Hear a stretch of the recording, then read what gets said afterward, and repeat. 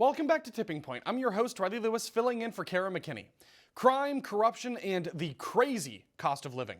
This is the crux of the problem plaguing our nation's communities today. The overall living experience continues to worsen and worsen in quality. Not necessarily for all of us, all right, but for enough of us to make the cost of housing a primary issue in a presidential election for the first time in several decades. We can see this problem concentrate in major cities like Chicago and San Francisco, where decades of Democrat rule has contributed to rampant crime, homelessness, and even gang violence. Let's look at Chicago as just one example. The city's south side is notoriously violent, but now members of the Venezuelan gang Tren de Aragua are reportedly moving into the neighborhood, and the tension is rising between them and other local gangs.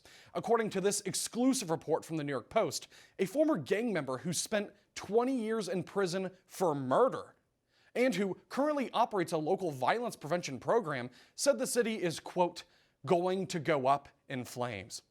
And given these developments, it's safe to say that Chicago Mayor Brandon Johnson made the wrong decision by not renewing the city's contract for a gunshot detection technology system called ShotSpotter, which local police use to identify gunshots. 33 alderpersons on the city council tried to override Mayor Johnson during a meeting last week. However, they were just one vote short. So now local residents will have to live with the fallout. Joining us now to discuss is military defense attorney Davis Younts. Davis, thank you for being here today. Good evening, Riley. So I understand that Mayor Johnson is looking for a new first responder technology, but with everything going on in Chicago, what do you think here? It sounds like they're gearing up for some kind of massive turf war between rival gangs. So what do you make of it? Yeah, I think it's irresponsible to not have a plan in place to replace the technology that's there. I mean, if this technology is not working, if it's not doing what they need it to do, then why are they getting rid of it with no plan to replace it? I think that's the disturbing thing. But as a whole, when we look at Chicago, when we look at other major cities, we have to understand this is not a new problem. This is a decades-old problem where there are neighborhoods and communities that have been controlled and run by violent gangs. I mean, like warlords operating in these areas, places where the police department won't even go unless they have a specific call or a specific reason to go there because it's not safe. There are no-go zones. This is not new. This has been talked about. This has been documented. What's happening now is cartels, criminal organizations from other failing nations are now coming in and exploiting those weaknesses. So take a sanctuary city, take a city that has fallen victim to a defund the police movement with bad policies and Soros-funded prosecutors that are not taking an appropriate approach to crime. And of course, criminal organizations from other nations, they've exploited everything they can in Venezuela. So now they need to come here where we actually have resources and food, quite frankly. So again, this is all a consequence of failed policies in these cities. We shouldn't be surprised by it. Yeah, no, you're right. We shouldn't be surprised, but it still is pretty shocking when you have a former gang leader who spent 20 years in prison for murder coming out and straight up telling people with the New York Post, we think this city is literally going to go up in flames because you have rival gang members who are running the same streets, who are running into each other, and things aren't going well. And meanwhile, I can't find any kind of concern from Mayor Johnson. I don't see any news from, there's some local media, outlets that are discussing the story, but it doesn't seem like anyone's really taking this seriously. And it goes to show this big trending theme with this open border is that you import the third world, you become the third world. It's not just a talking point. It's not just a slogan. We're seeing this play out in real time. So I don't know exactly what's going to happen moving forward, but what do you think about this whole migrant crime wave just while we're talking about it? Because they want to tell us right now that crime is down. They just came out with another bogus report saying crime is down, guys. Don't worry. Everything is safe under Biden's watch. But actually, it seems like things are rapidly being destabilized, and I'm not really sure what it means for our future, but it's pretty concerning to look at just from afar.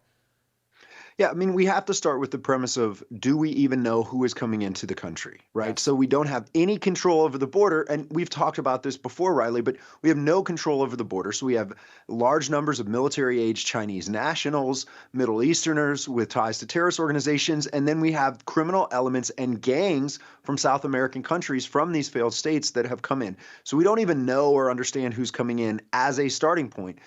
And again, all of these people that are coming into the country illegally, just focus on that. They're coming here illegally. They're already committing a crime to come into the United States, demonstrating a propensity for criminal activity. Sure, some are coming here for opportunity jobs and things like that, but there's a line. There's supposed to be a process for that. That system is broken as well. But people who come into this country illegally are already setting a precedent for how they're going to behave. And the unfortunate thing is they are falling through the cracks of society, if you will, meaning they don't have the paperwork, they are illegal, they're scared to have interactions with the police. So what you have is flawed justice statistics. Not only do we have a highly politicized Department of Justice and FBI, which is bringing us these statistics that are tailor-made for an election season, but we're not looking at the mainstream media is ignoring the Bureau of Justice statistics. In the past, they heavily relied on the Bureau of Justice statistics. Those statistics come from an independent organization that actually surveys large numbers of American people across a wide swath and talks about victims of crimes. They actually interview victims of crime. So you're not relying on the Department of Justice. You're not relying on the discretion of Soros-funded prosecutors for who they actually charge or arrest.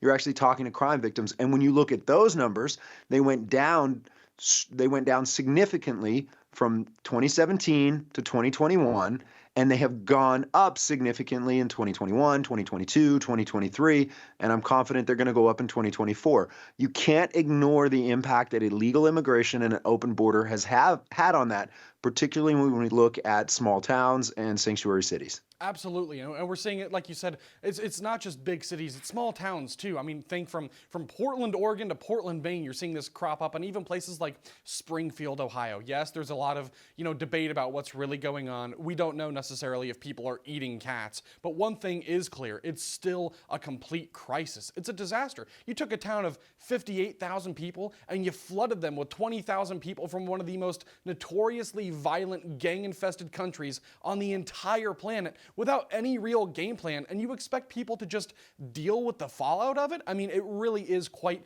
absurd to see what elected officials are doing to their own people in this country. They're so ideologically opposed to shutting down the border and stopping the endless influx that they would rather basically treat their own people, their own citizens, like criminals and let us deal with the fallout. So it's absolutely insane to me what is going on, and it's a nationwide problem now. So I do wonder, though, because you mentioned the election that's coming up, do you think all of these stories and the reporting about this migrant crime wave, do you think it's going to maybe move the needle for people that are already thinking about voting for Trump in November?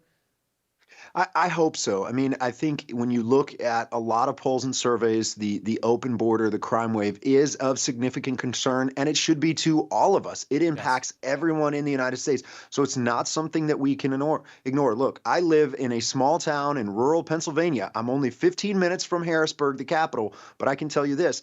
On the weekends, we have a part-time police force here. The average report time for the police in our small town is 35 minutes.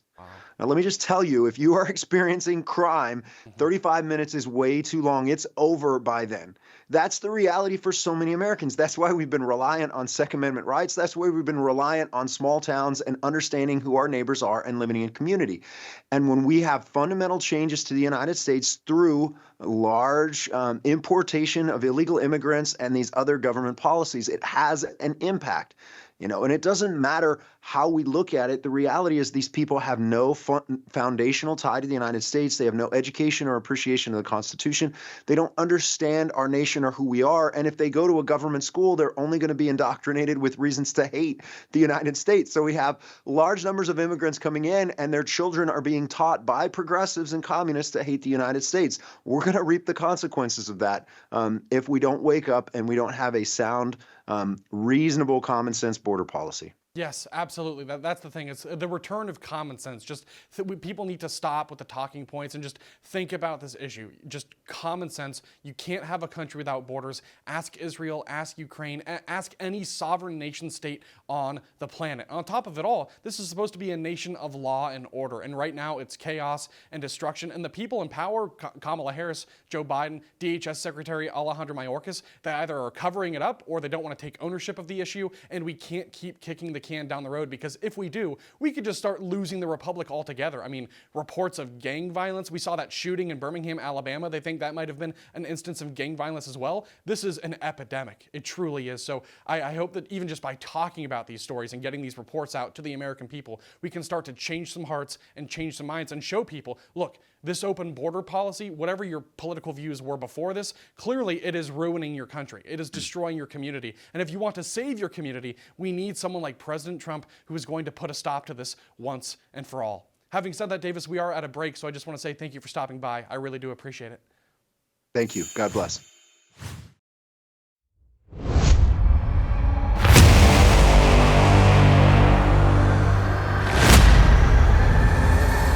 Left to men like Davis Younts fighting for these Navy SEALs. Paul Davis Younts, you are an attorney who has successfully defended naval officers. Davis Younts has been instrumental in defending Davis Younts successfully defended an evangelical Navy lieutenant